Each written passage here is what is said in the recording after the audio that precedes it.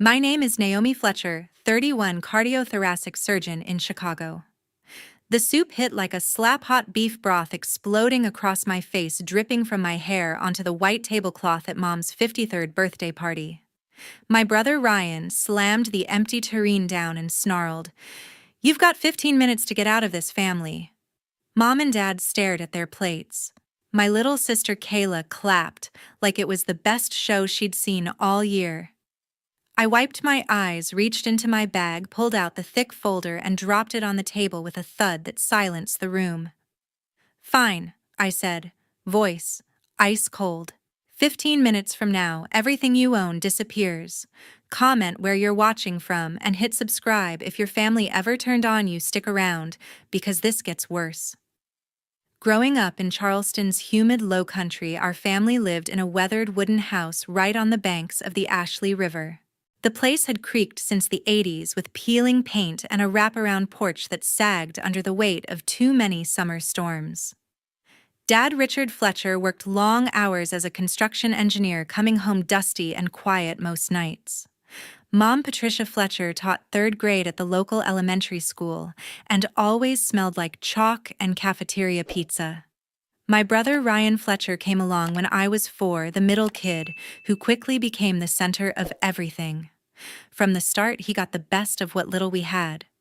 Private school tuition scraped together from overtime pay, new sneakers every season, and a used dirt bike for his 10th birthday.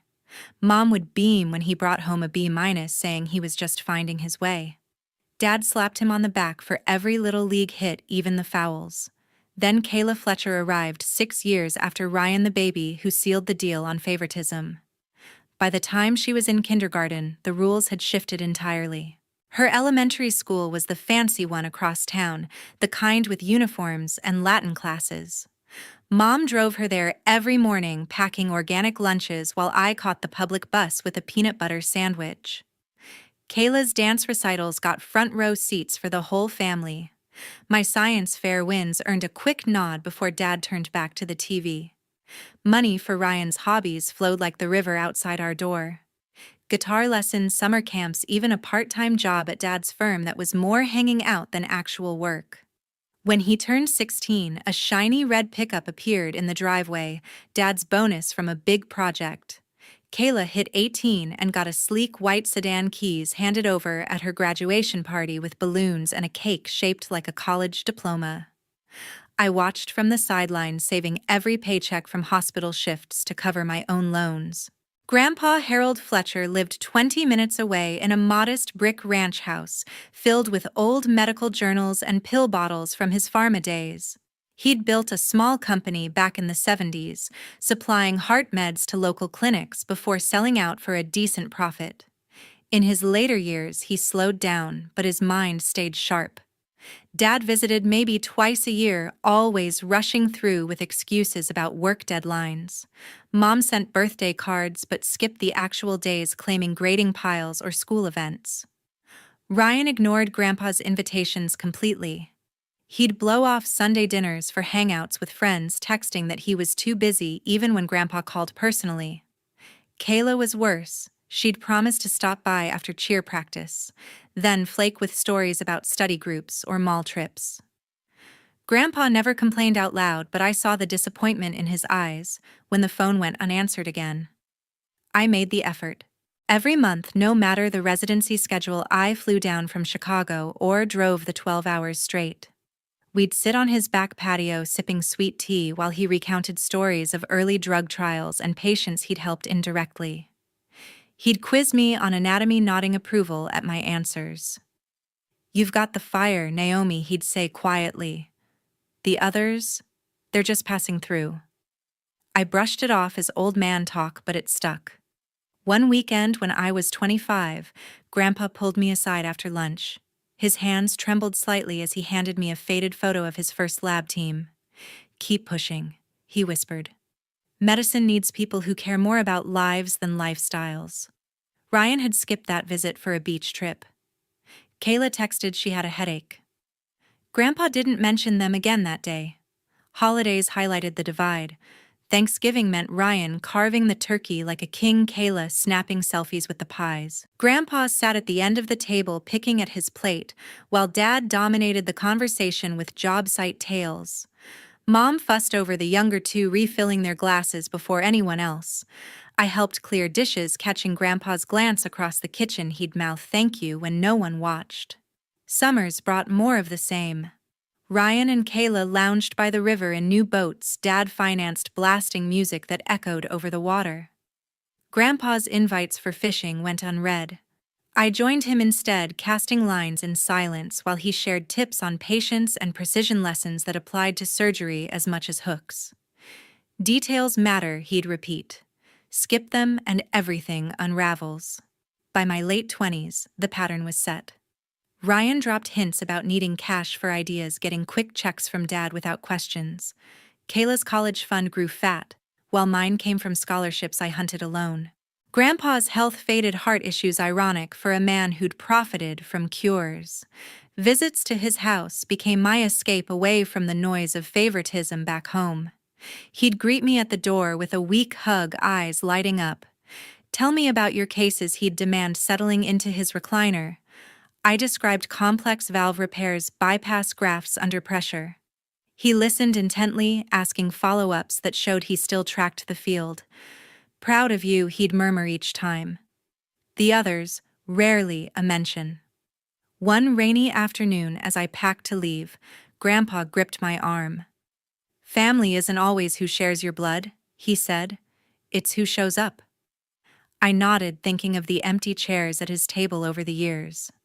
Little did I know how those words would echo. 8 years into my grueling Chicago residency, the operating room became my battlefield. Cases piled up, congenital defects, ruptured aortas, hearts failing under years of neglect. I thrived on the pressure-stitching arteries while monitors beeped in frantic rhythm. Colleagues called me relentless. Patients called me a miracle. The breakthrough came during a midnight shift. A 68-year-old CEO collapsed at a gala, massive myocardial infarction. Transported to our trauma bay, his vitals crashed. The attending handed me the scalpel. First assist turned lead when complications hit. I cracked the chest, bypassed 3 blocked vessels, implanted a temporary pump to stabilize. 12 hours later, he breathed on his own. Local news exploded. Young surgeon saves tech titan. My photo graced the Tribune headlines praising the heart whisperer from the South. Reporters camped outside the hospital. Interviews followed, CNN affiliate medical podcasts. The CEO sent a handwritten note. You gave me a second chance. His company donated equipment to our cardiac wing. My name circulated in boardrooms, fellowship offers flooding my inbox. I stayed grounded, focusing on the next chart. Back home, Ryan chased different headlines. At 23, he quit community college after 1 semester, declaring traditional education a scam. He pitched HealthTrack app wearable integration for real-time vitals, promising revolution in preventive care. Investors bit small. Banks bit bigger. Dad co-signed the initial loan, but Ryan needed more. A local lender approved $1.6 million based on prototypes and charisma. He rented co-working space downtown, hired developers fresh out of boot camps. Marketing splashed across social, Ryan in hoodies demoing mock-ups at conferences. Kayla, then 15, tagged along for photo ops, posing with mock devices. Early demos impressed. Beta users signed up. Ryan bought a condo overlooking the Battery, leased a Tesla on credit. This is just the start, he texted the family group. Cracks appeared fast. Coding delays mounted. Servers crashed during tests. Competitors launched similar features cheaper. Funding rounds stalled. Investors wanted revenue, not renders. Ryan doubled down, borrowing against the app's IP. Suppliers demanded upfront. Staff quit over unpaid wages. By year 2, the $1.6 million vanished into burn rate. The collapse hit sudden. Key partner pulled out. Lawsuit followed for breached contracts. Bank statements turned red, overdraft fees, collection calls. Ryan liquidated assets, condo sold at loss. Tesla repossessed. Creditors circled. He moved into a studio couch surfing when rent lapsed. Kayla, now 19 and in her first year of college, felt the ripple. Tuition checks bounced. Dad covered one semester before tapping out. She dropped to part-time classes, crashing with Ryan to save dorm costs. They shared takeout, arguing over bills. Kayla waitressed nights, sending portions home. Ryan promised next pivot weekly, but pitches fell flat. Grandpa Harold watched from afar. His health declined steadily, congestive failure meds he once distributed now sustaining him. Hospital stays lengthened, oxygen tanks became permanent. I coordinated care, remotely consulting his cardiologist between shifts. Ryan sent generic get well texts. Kayla posted sympathy emojis on social. 3 years ago, the end came quiet. Grandpa slipped away in his sleep monitors, flatlining at dawn. I flew down immediately, handling arrangements while the others arrived late. Funeral drew sparse crowd, old colleagues, a few neighbors. Dad spoke briefly. Mom dabbed eyes. Ryan checked his phone. Kayla scrolled feeds. After the service, a lawyer approached me in the parking lot. Miss Fletcher Harold specified private delivery. He handed a sealed envelope thick with documents. Inside, official letterhead stating confidential inheritance matter, designated solely to Naomi Fletcher. No details, just instructions to call for scheduling. I tucked it away, mind racing. Family gathered at the house post-burial. Ryan eyed Grandpa's watch collection. Kayla fingered antique vases. Dad suggested selling the property to split proceeds fair. I stayed silent, envelope burning in my pocket. The lawyer's words echoed sole designation. I excused myself early, claiming flight delays. Back in Chicago, I opened the letter alone.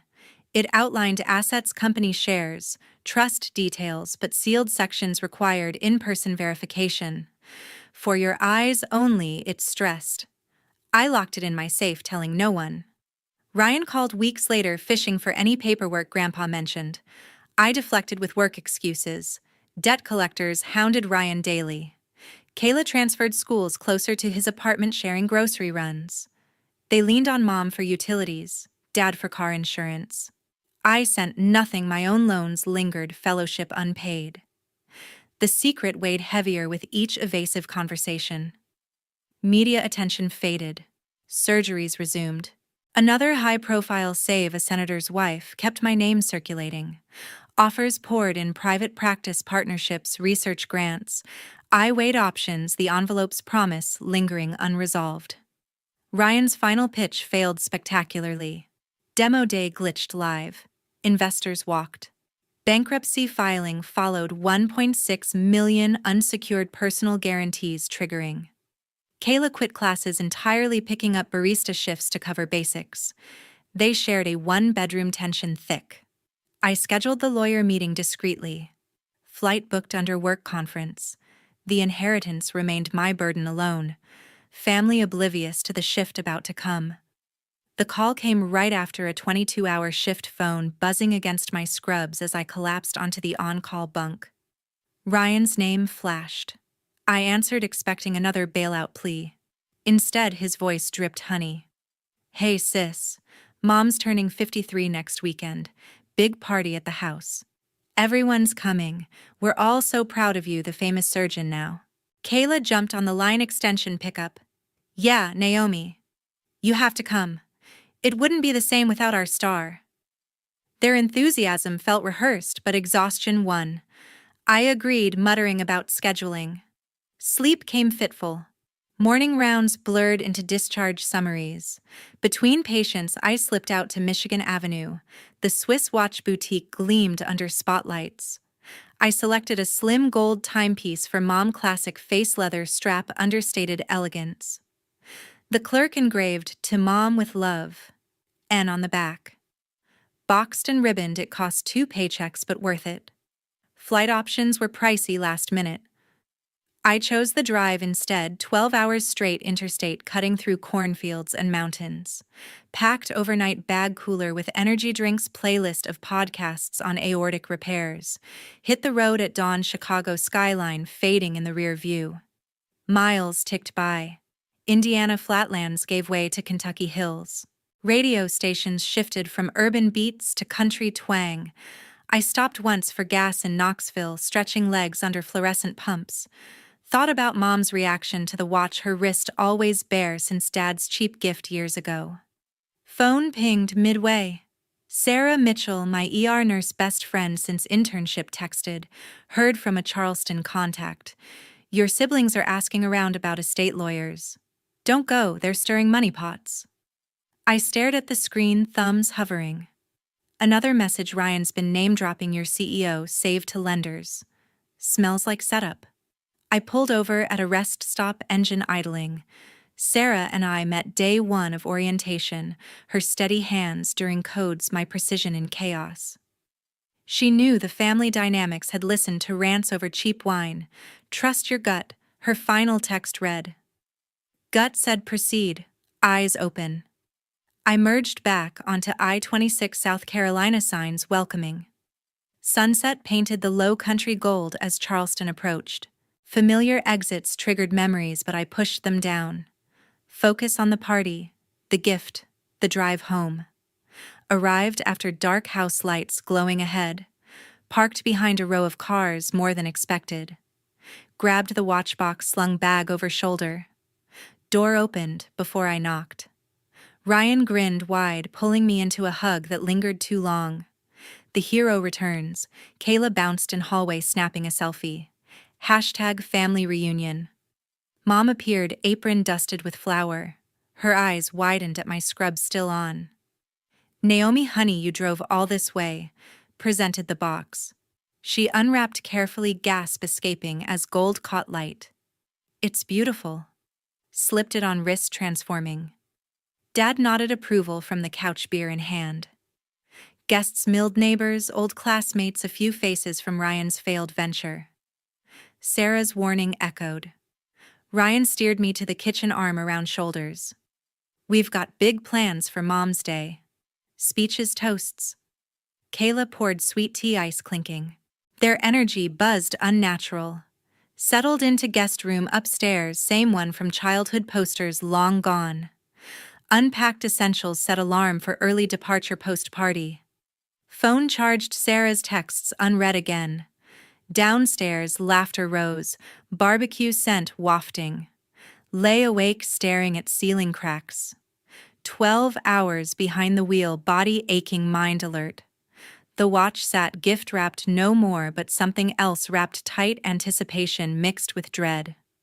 The house glowed under string lights in the backyard, strands crisscrossing above folding tables draped in checkered cloths. Nearly 50 guests mingled on the grass, cousins, old high school friends, Dad's work buddies, nursing beers. Smoke rose from the grill, where ribs sizzled, hickory scent mixing with citrus from lemonade pitchers. Mom held court near the dessert station, new watch sparkling as she accepted hugs. Dad flipped burgers, apron stained with sauce. Ryan circulated with a tray of deviled eggs, laughing loud at every joke. Kayla posed for group photos, phone flash popping. I grabbed a plate loading coleslaw and brisket. A neighbor cornered me first. Heard you're saving lives up north. More followed, questions about surgeries, city living. I answered politely, fork midway to mouth. Ryan spotted me across the lawn, waved me over to his cluster. Everyone, this is the sister I told you about. The heart doc claps rippled. He slung an arm around my shoulders. Health tracks getting new life. Investors circling again. Prototype 2 launches next quarter. Heads nodded, impressed. One guy in a polo asked technical details. Ryan rattled buzzwords: AI integration, cloud syncing, debts restructuring, clean slate soon. Kayla chimed in, nearby voice carrying. And I'm heading to Europe, study abroad program in Paris. Fashion marketing semester. Applause for her too. She twirled, sundress flaring. Scholarship covered half, saving for the rest. Guests cooed over her ambition. Conversation shifted to me. An aunt leaned in. Still single, Naomi. With that salary, you could buy a mansion. Laughter erupted. Ryan grinned. Yeah, renting a condo, doctor money going to ramen noodles. Kayla joined the pile-on. living like a med student, pizza boxes and takeout. When's the upgrade? More chuckles. I forced a smile, chewing slowly. Priorities differ. Dad called for toasts. Glasses raised sweet tea for some beer for others. Mom beamed center stage. Ryan spoke first, voice booming. To the woman who held us together, cheers. Kayla added a tearful bit about best mom ever. I stayed quiet, plate emptying. Ryan pulled Kayla aside near the hedgeheads close, his whisper carried on the breeze. Just keep her from interfering. Kayla nodded, eyes darting my way. Music started, Bluetooth speaker pumping oldies. Couples danced on the patio bricks. I slipped to a table edge, refilling tea. Another relative approached. Your siblings are on fire, Ryan's comeback, Kayla's adventure. You must be thrilled. Nodded vaguely. Watched Ryan glad hand a banker type, gesturing wildly about equity rounds. Kayla scrolled her phone, showing Europe brochures to a circle of girls. Their excitement genuine. Mine guarded. Fire pit crackled to life, marshmallows passed. Stories flowed, childhood antics mostly starring the younger two. I contributed little, observing dynamics unchanged. Mom found me later, watch glinting. Thank you again. Hugged tight. Dad grunted nearby approval. Ryan interrupted, pulling Mom for photos. Kayla tagged along, arm-linked. Guests thinned as stars emerged. Cleanup began, trash bags stacking chairs. I helped fold tables, muscles sore from the drive. Ryan clapped my back. Great having you here, sis. Kayla hugged quick. Stay longer next time. Their warmth, surface-level eyes calculating. Ryan stood up, lifting the entire soup tureen, Kayla giggling beside him. The remaining guests quieted, sensing a shift. He cleared his throat theatrically. Before dessert, a quick announcement. Grandpa left an inheritance for the whole family, pharma company shares, plus a trust fund. Naomi gets nothing. Silence dropped like a curtain. Forks paused mid-air. Mom's smile froze. Dad set down his beer. I met Ryan's gaze. That's wrong. He never said it was for everyone. His face twisted red. You calling me a liar? The tureen tilted.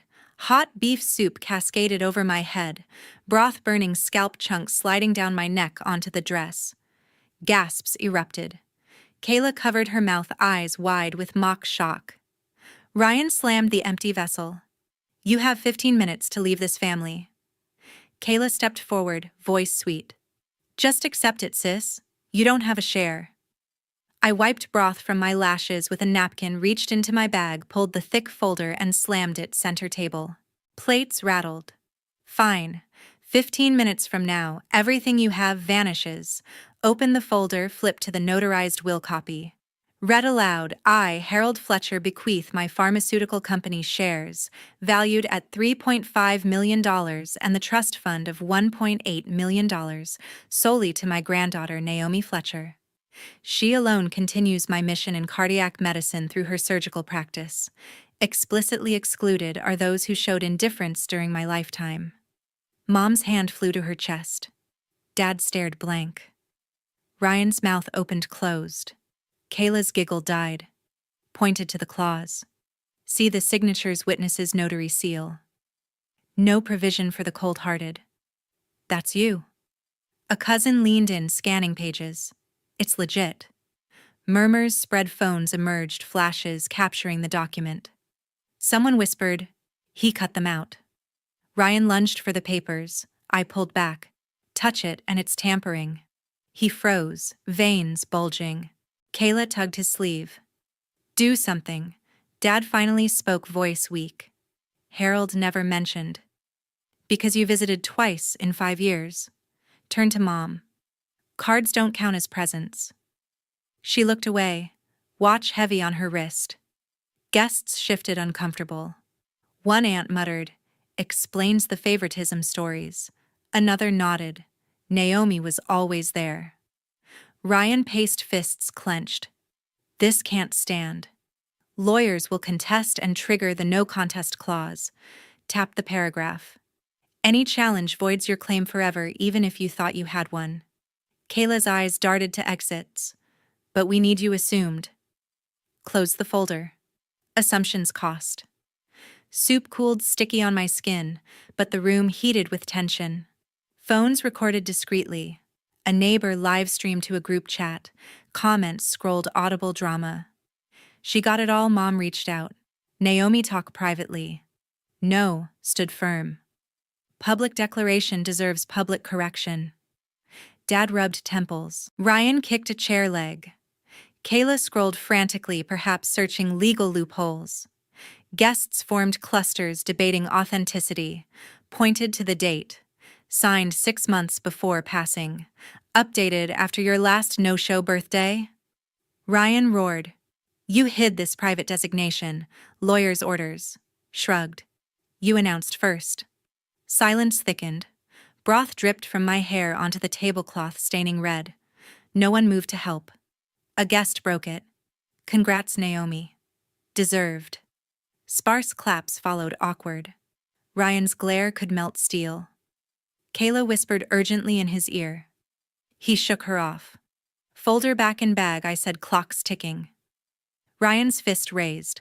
I slid 3 stapled packets from the inner pocket and spread them like playing cards. Packet 1, IRS Form 4564, official seal, addressed Ryan M. Fletcher. Taxpayer ID ending 82291. Header notice of audit. Health Track LLC. Bullet points listed deducted $680,000 in marketing, 0 invoices. $420,000 equipment leases, assets never delivered. Closing civil fraud penalty 75%, criminal referral pending. I explained, calm. Your bankruptcy lawyer forwarded this when I inquired about liens. Public record now? Ryan tore it open, paper ripping. They can't prove, they already did. Packet 2, single page from the trust codicil, yellow highlighter over clause 7b. In the event any beneficiary, heir, or claimant initiates litigation contesting validity or distribution of this trust, such party shall forfeit all rights to any benefit hereunder and be liable for opposing legal fees. Notary seal dated 3 months post-will. Grandpa added this after your last skipped visit, I said. Lawyer mailed me the update standard for sole beneficiary. Kayla's lips trembled. So if we sue, we get 0 and pay my costs. Packet 3, 8-page debt assignment, bank letterhead. Page 1, transfer of promissory note. Act HTD 2022-00 principal, $600,000 from First Coastal Bank to Naomi Fletcher, MD. My signature notarized beside Bank VP. Page 5, acceleration clause, triggered. Page 7, foreclosure timeline notice, Monday, auction Friday. I bought the note to secure Grandpa's legacy, I continued. Your default triggered cross-collateral condo car, everything. Ryan's scream shattered glassware. He hurled the contract. Pages fluttered like confetti. Kayla sank, knees buckling. Mom whimpered. This is cruel. This is consequence. A guest whispered. She bought his bankruptcy. Ryan bolted toward me. I stepped behind the grill. Officers appeared at the gate, 2 uniforms. 1 sergeant. Welfare check, 9:47 p.m. Call sergeant stated. Neighbor reported threats. I nodded. Caller. All evidence here. Ryan jabbed finger. She attacked me. Sergeant glanced at soup crust on my hair, then Ryan's clean shirt. No marks. Civil. Kayla clutched the codicil copy. We're homeless by Friday, I confirmed. Dad supported Mom inside. Guests vanished into shadows. Ryan kicked the table leg, wood cracked. Cuffs flashed. Last warning. He froze. Kayla followed, officer's voice breaking. Please. Options, bankruptcy court, sergeant advised. Tomorrow. Yard cleared, lights off, embers dead. I zipped the bag. 4 months later, the foreclosure notice was taped to Ryan's door, red stamp glaring under the porch light. Auction followed, condo sold for pennies on the dollar. Chapter 7 filed. Debts discharged except the IRS lien. He rented a studio above a laundromat, walls thin, washer vibrations constant. Kayla quit college mid-semester. Tuition unpaid credits frozen. She clocked full shifts at a downtown coffee chain, apron-stained tips meager. Double espressos for tourists, fake smiles through exhaustion. Dreams of Europe faded to inventory counts. A handwritten letter arrived from mom and dad, envelope scented with old perfume. Pages of apologies. We were blind. Please forgive. I read once by the fireplace, fed it to the flames. Ashes scattered. No response sent.